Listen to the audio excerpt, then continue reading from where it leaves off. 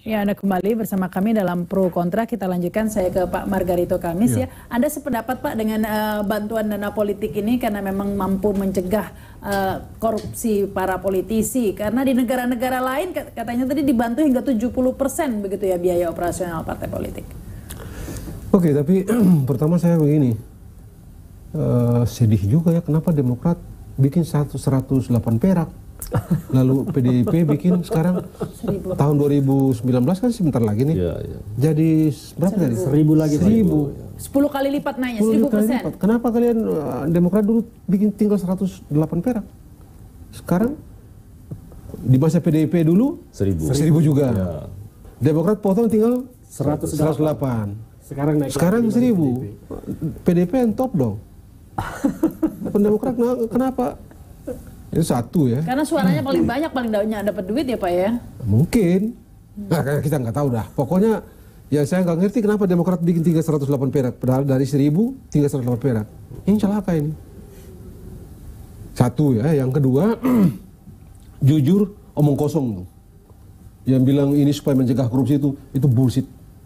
Omong kosong deh. Nggak ada cek. Nggak ada sama sekali. Korelasinya. Subsistem dan lika-liku korupsi begitu beragam. Dan tidak bisa dijelaskan hanya dengan satu ini. Ini betul-betul enggak. Simplifikasi sekali ini ya? Simplifikasi, super simplifikasi. Enggak lah ini. Sama sekali tidak. Yang kedua, yang ketiga begini.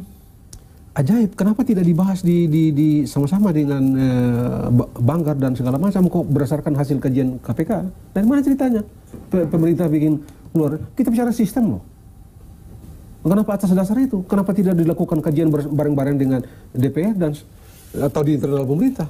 Pakai kajian yang dilakukan oleh KPK. Apa sebenarnya dasarnya? Kan kita bicara mengenai pengelolaan anggaran ini.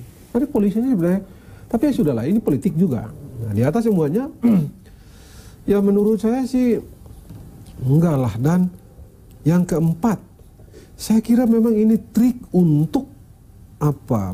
Menggunakan APBN kita untuk hal yang tidak produktif. Nah, ini bagian dari politik besar yang terkait dari politik besar untuk agar bangsa ini membelanjakan uang-uang negara ini pada hal ihwal yang dalam tanda petik tidak terlalu. Tujuannya apa? Nah, ya supaya kita rame aja. Tadi kayak Ucok bilang 120 miliar ini kalau di tempat gua ini di kampung sana nih bikin puskesmas yang bisa rawat inap berapa banyak nih? Kampungnya dia, kampungnya Pak Andi berapa banyak ini?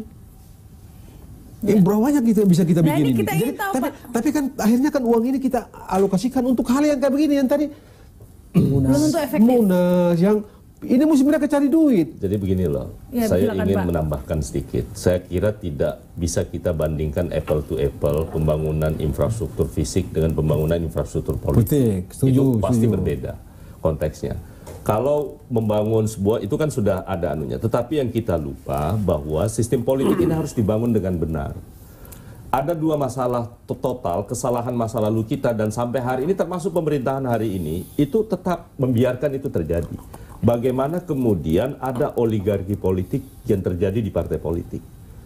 Kenapa oligarki politik itu bisa timbul? Oleh karena terkait dengan soal pembiayaan. Sekarang pertanyaan saya, bayangkan seluruh kepengurusan partai politik di tingkat nasional dilarang berusaha. Kan tidak boleh.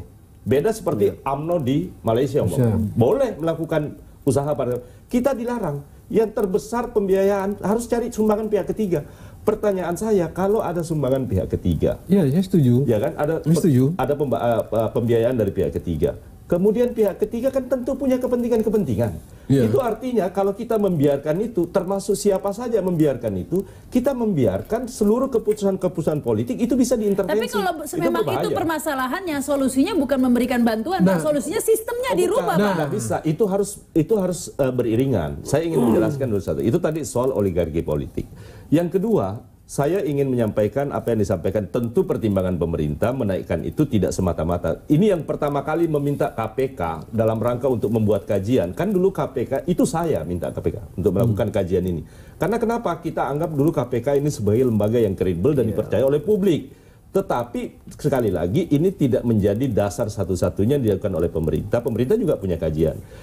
ide ini kan muncul di tahun 2015 soal kenaikan lewat Pak Cahyokumolo, Pak Mendagri yang menginginkan ada kenaikan bantuan 1 triliun untuk seluruh partai politik secara total.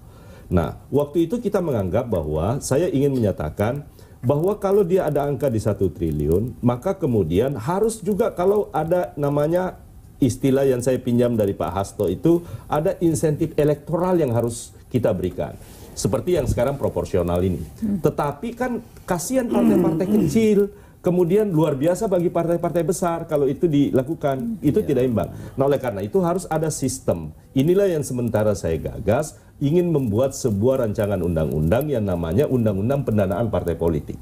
Supaya nanti transparansi dan pertanggungjawaban publik nanti Badan Pemeriksa Keuangan harus itunya dibuat dulu itu Pak, sistemnya disiapkan dulu Pak, baru dinaikkan begitu, karena pengawasannya dan lain sebagainya kan. Sekarang kan dengan masuk ini itu malah menjadi beban berat loh dibandingkan kalau makanya dengan ya ini mungkin ke Pak Ferdinand, kenapa buru-buru sih sistemnya dulu mestinya dibangun peraturan perundang-undangan, pengawasannya, sanksinya bila masih ada yang menyeleweng seperti itu. Ya sebetulnya kan kalau penggunaan dana parpol selama ini kan diaudit, setiap tahun itu diaudit, bahkan tahun kemarin kita Partai Demokrat adalah salah satu yang terbaik dalam akuntabilitas penggunaan dana parpol bersama 2 parpol termasuk Gerindra dan PKB ya. Kita salah satu yang terbaik dan mendapat penghargaan dari Departemen Dalam Negeri. Jadi kalau sebetulnya masalah sistem di penggunaan dana parpol ini sistemnya sudah ada. Mungkin yang perlu diperbaiki adalah sistem demokrasi kita memang menjadi high cost politik. Ini yang harus diperbaiki. Sistem politik kita ini membutuhkan anggaran yang sangat tinggi dan akhirnya semua orang-orang yang berkiprah di politik ini mengeluarkan investasi politik yang tinggi dan ini membutuhkan. Nah, sistem politik kita yang masih mahal belum diperbaiki sehingga tidak ada gunanya juga, dibantu berapa saja masih kurang loh Pak. Dengan kalau bicara bantuan otomatis ya tidak dalam konteks kurang atau tidak ya, tetapi bagaimana kita sebetulnya membenahi sistem yang ada. Nah, itu kan belum dilakukan Pak, belum dibenahi sebetulnya Pak. Kita kan sudah pernah melakukan demokrasi seperti zaman Orde Baru, di mana demokrasi keterwakilan begitu yang dipilih partai yang menentukan siapa yang akan naik ke Dewan Perwakilan Rakyat. Kemudian sistem pasca reformasi kan dirubah. Kita mencoba di sistem baru yang kita anggap lebih baik, yang ternyata sekarang mulai keluar statement-statement pesimis terhadap sistem yang kita jalankan sekarang karena ternyata menjadi high cost. Nah, bukan high cost, bukan hanya itu saja sebabnya Pak. Money politik juga yang buat high cost. Ya, memang. Yang kita tahu di partai politik kalau munas itu kan kita tahu berapa itu bom-boman uangnya per kader. Itu semua butuh biaya ya. Nah, makanya sistem seharusnya diperbaiki itunya dulu Pak. Kalau belum diperbaiki kondisi itu rasanya percuma dibantu berapa saja. Ya sebetulnya bukan percuma, kita berharap bantuan ini pelan-pelan akan merubah mental kader-kader partai itu bagaimana supaya menjadi lebih baik. Harapan kita itu, tetapi jangan lupa juga bahwa harus melihat kemampuan pemerintah. Pemerintah juga kita minta bijak, karena bagi kami Partai Demokrat saat ini, apakah itu dinaikkan atau tidak terlalu berpengaruh sebetulnya. Yang penting kemampuan pemerintah harus dijaga, jangan sampai ini sekarang kan seolah-olah partai politik ini diserahkan pemerintah untuk dihakimi publik. Padahal ini kebijakan pemerintah untuk menaikkan. Ya, jangan juga nanti di masalah DPR seperti apa, Pak? Sebetulnya masalah pemerintah yang sedang bermasalah dilempar ini ke partai politik, akhirnya partai politik yang dihakimi publik. Mungkin ini juga mereka udah tahu kalau Freeport nanti divestasi 51%, ya kan? Terus ada royalti lagi, jadi potensi dapat uang besar ini udah ada gitu. Jadi tidak ada masalah gitu. Kira-kira begitu pemerintah, cara berpikir pemerintah. Tapi sebenarnya kalau saya setuju nih apa yang disampaikan oleh Bung Ferdinand tadi. Sebenarnya menurut saya ada sesuatu yang disembunyikan, yang justru sebenarnya menjadi masalah bersama untuk kita kritisi terhadap kebijakan pemerintah. Masalahnya sekarang ini kan kita defisit nih sekarang. Penerimaan kita hampir 360 triliun, ini nggak ada yang persoalkan ini. Betul. Dari target penerimaan pajak dan seluruh pendapatan negara, kita defisit 360 triliun dan harus ditutupi dengan utang. Sekarang ada isu seksi, udahlah kasih bantuan ke partai politik, jangan-jangan ini dibungkus seperti itu, dan itu yang kita khawatirkan, akhirnya partai politik yang jadi kambing hitam bagi kalian isu lagi partai politik. Kalau begitu begini, Ferdinand prakarsai, nah lu prakarsai aja, balikin aja, nggak usah. Partai Demokrat seperti saya sampaikan tadi tidak masalah apakah itu dinaikkan atau tidak. Kita tetap akan kita akan tanya lagi juga peta di DPR seperti apa ya. Kita akan bahasnya lagi misalnya setelah pesan-pesan berikut ini, kami kembali.